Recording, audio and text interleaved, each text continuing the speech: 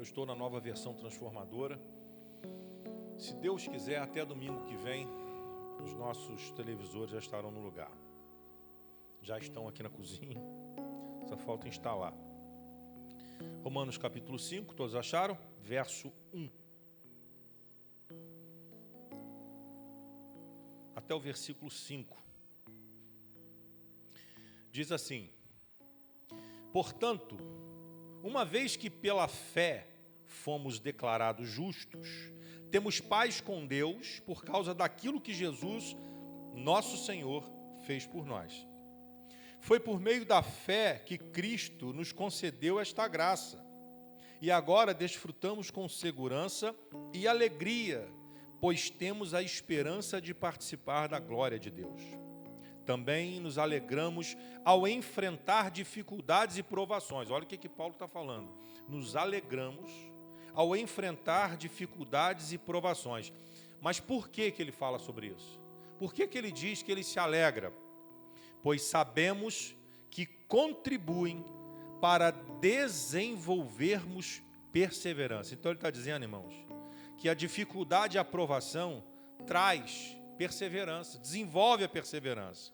E a perseverança produz caráter aprovado. E o caráter aprovado fortalece nossa esperança. E a essa esperança não nos decepcionará, pois sabemos quanto Deus nos ama, uma vez que Ele nos deu o Espírito Santo para nos encher o coração com o seu amor. O que nós estamos passando ou vamos passar precisa produzir alguma coisa em nós, irmãos. Precisa produzir alguma coisa de bom em nós. O que você tem vivido?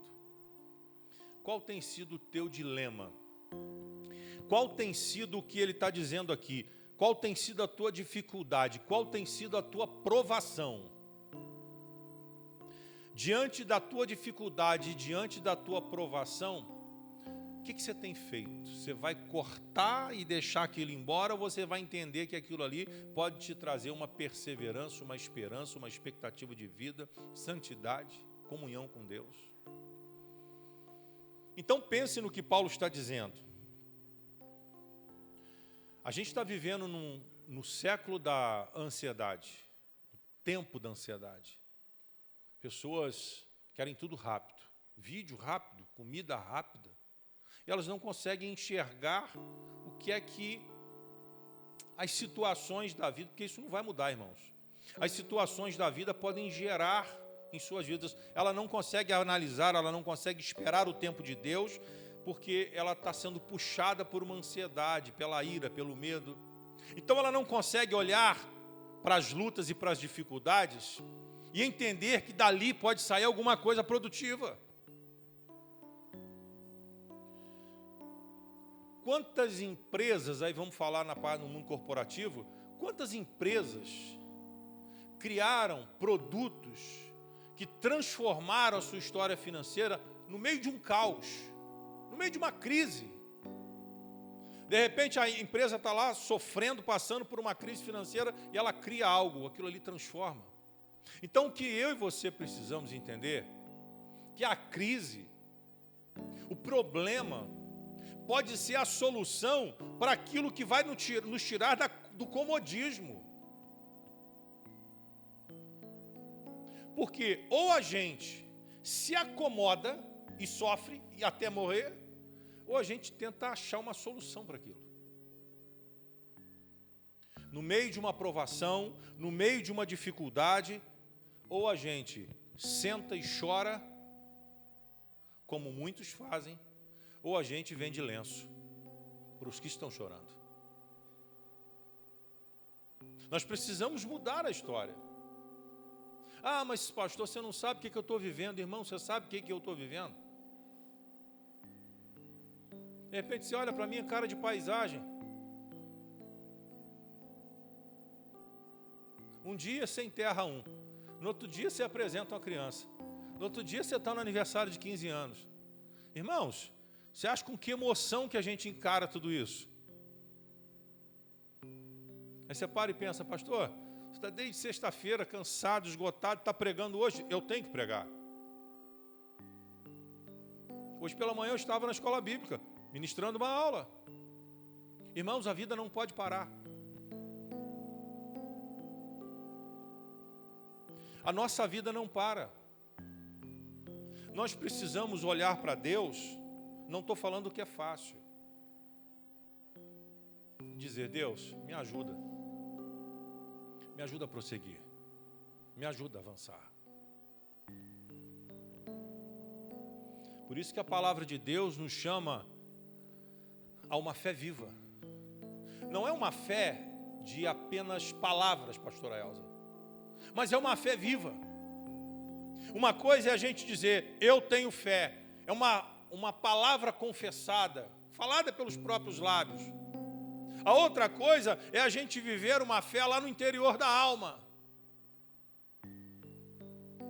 É aquela que no momento que a aflição chega, é só você e Deus.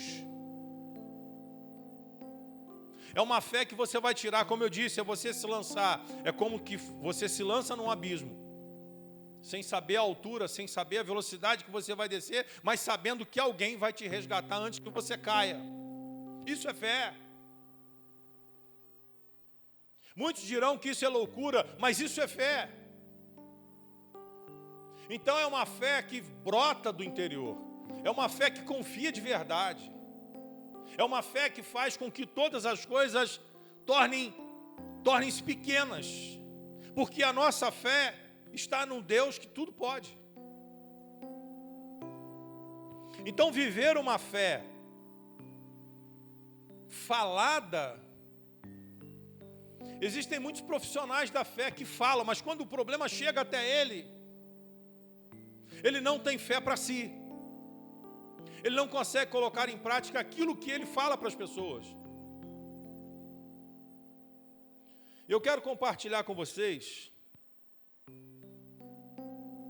3 pontos importantes que eu acho que nós precisamos expressar a nossa fé de verdade e não apenas por palavras. Primeiro deles, quem se lembra da palavra de terça-feira? Sobretudo que você tem que guardar. Foi terça que eu preguei? Foi sobre isso? Acho que foi terça. Guarde o teu coração, autodomínio. Você tem que ter autodomínio. Precisamos ter. Ah, pastor, eu ainda preciso melhorar muito. Mas continue melhorando. Todos nós precisamos melhorar em tudo. Mas continue melhorando. Porque quando eu falo sobre autodomínio e guardar o coração, a Bíblia está nos ensinando que o verdadeiro combate acontece dentro de nós. Eu preguei isso no domingo passado. O verdadeiro combate, ele acontece dentro de nós. Onde existem as dúvidas, os medos, as preocupações, os receios, os anseios, as ansiedades. Tudo isso acontece dentro de nós. O campo mais fértil, como já diz a pastora Joyce Meyer, o campo de batalha mais produtivo que tem é a nossa mente. Ou o campo de batalha mais perigoso que tem, não produtivo, mas perigoso, é a mente, o campo de batalha. Onde nós batalhamos as nossas maiores guerras. Onde a gente coloca os nossos questionamentos, onde a gente coloca ali os nossos medos, os nossos anseios, as nossas insatisfações. Então, o autodomínio é quando eu guardo o meu coração e a minha mente em Deus, para que eu não vire refém da minha falta de fé.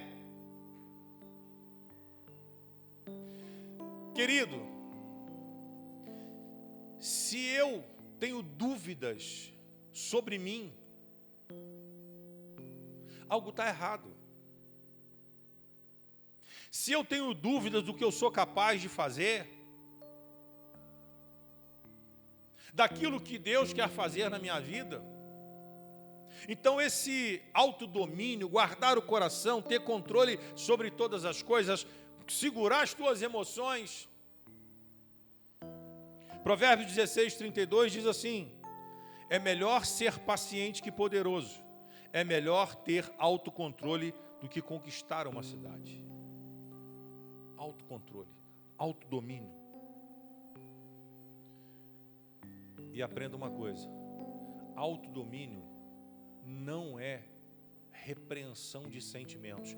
Ah, eu não vou chorar. Claro que pode chorar. Você deve chorar. Então eu não posso ter medo? Você deve ter medo. Então eu não posso ficar ansioso? Claro, você vai ter aquele friozinho na barriga. Mas o que nós precisamos conhecer do autodomínio é você ter sabedoria para não ser governado pelos teus sentimentos. Você pode perder o teu sono, só não deixe a ansiedade governar você. Você é ser humano. Você vai chorar por uma perda? Chore, viva o luto. Só não deixe isso tomar conta de você. Não deixe isso te governar. Então o autodomínio não é a ausência de problemas. Não é a ausência de sentimentos. Irmãos, se eu abrir aqui o microfone, quantas pessoas aqui têm vários problemas, várias questões para falar? Problema em casa, no trabalho, problema consigo.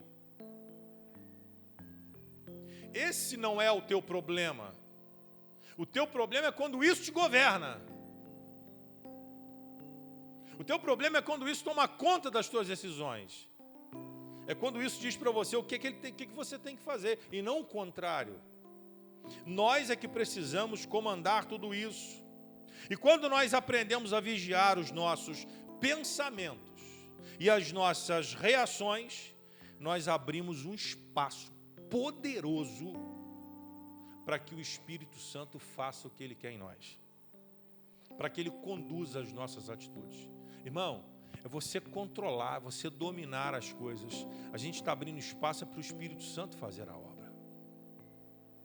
É para Ele conduzir. Quando a gente bate o martelo e diz assim, vai ser assim, a gente está fechando a porta para o Espírito Santo. Mas quando eu controlo tudo isso, quando eu controlo as minhas reações, o Espírito Santo vai dizer assim, agora eu entro. Nós cristãos não podemos reagir por impulso. Precisamos responder com amor, com verdade, com prudência, não por impulso. Por isso que eu sempre digo, a cada dia eu aprendo a respeitar o tempo, ir para casa, pensar, orar, ouvir conselho para tomar uma decisão. E não achar que a minha decisão é a única que existe. Autodomínio. Segunda forma que eu e você temos de expressar uma fé verdadeira e não uma fé apenas de fala, de palavras. Essa daqui, eu acredito que seja a mais difícil. É aceitar a vontade de Deus com confiança. Como é que a gente vai aceitar a vontade de um Deus que não concorda com a minha vontade, pastora? Como é que eu vou aceitar a vontade de um Deus que quer levar alguém, uma pessoa que eu amo? Que vontade é essa? Como é que eu vou aceitar essa vontade? E aí a gente olha para Jesus. Jesus no Getsemane. Vocês já me ouviram falar isso dezenas de vezes. Jesus está lá no Getsemane, aflito. Aflito. Quantas vezes você tem estado aflito? Quantas vezes você está ali desesperado como Jesus teoricamente estava? Porque já sabia o que estava por acontecer. A questão é que Jesus, no seu autodomínio, perceba o que eu falei no início, no seu autodomínio, ele deixa Deus fazer a obra. Quando ele diz para Deus o seguinte, Pai, se tu quiser, passa de mim esse cálice. Jesus estava dizendo ali, irmãos, o que eu e você, muitas vezes temos medo de dizer. Jesus estava dizendo ali, Pai, está pesado isso. Passa de mim esse momento de dor, de aflição, de morte. Isso não é pecado. Às vezes a gente quer conversar com Deus, a gente tem medo da gente estar blasfemando contra Deus, porque nós não conseguimos colocar os nossos pensamentos de forma ordenada, respeitosa diante de Deus, porque achamos que estamos blasfemando contra Deus. Será que nós faríamos o mesmo que Jesus fez? Pai, se você puder, passa de mim esse cálice. Só que o autodomínio de Jesus coloca agora a sua vontade diante de Deus. Mas, que sobretudo, seja feita a tua vontade. Então, permitir ou aceitar que a vontade de Deus aconteça com confiança.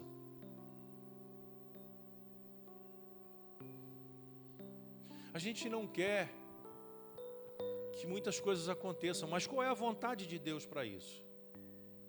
Ou a gente quer que a coisa aconteça dessa forma, mas qual é a vontade de Deus para isso? Irmãos, há coisas que estão em nossas mãos. Há coisas que nós podemos resolver. Há coisas que estão diante da gente. As nossas ações, as nossas escolhas, a nossa fidelidade.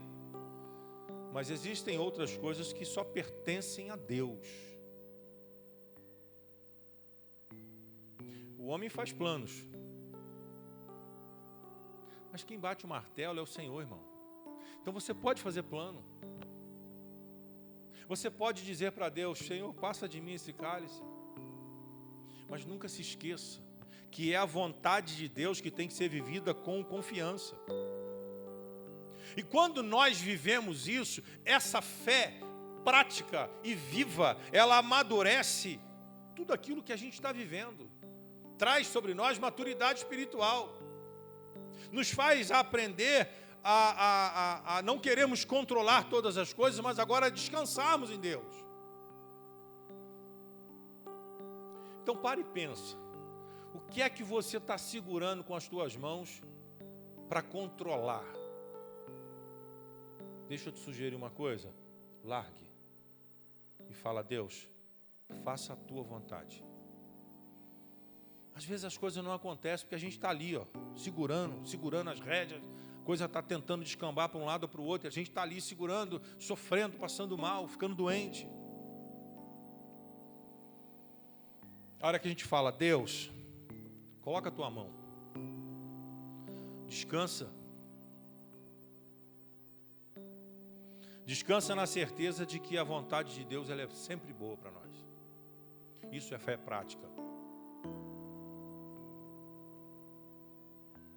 E isso confronta a gente. Porque você botar em prática tudo isso é uma fé que realmente confronta a gente. E terceiro, que a gente precisa viver uma fé viva e prática, e não uma fé de palavras, é perseverar no sofrimento. Pessoas que diante de um sofrimento elas abandonam Deus. Pessoas que quando encontram uma situação difícil, elas abandonam a casa do Pai.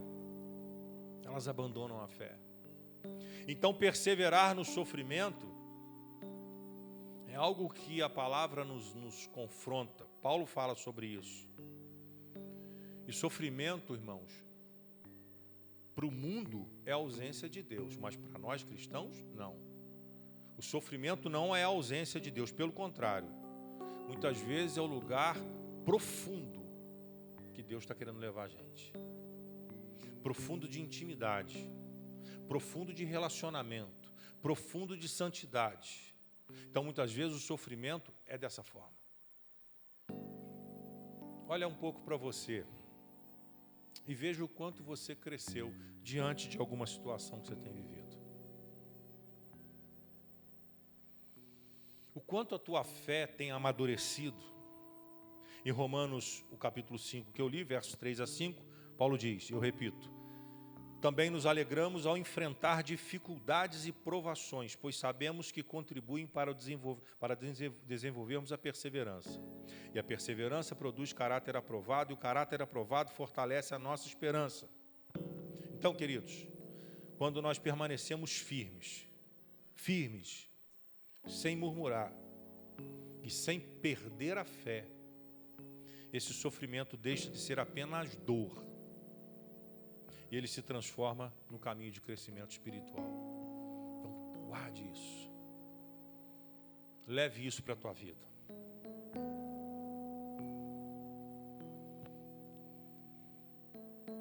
E eu parto para a conclusão. Deus não desperdiça nenhuma lágrima que você deixa cair. Nenhuma lágrima sua será em vão.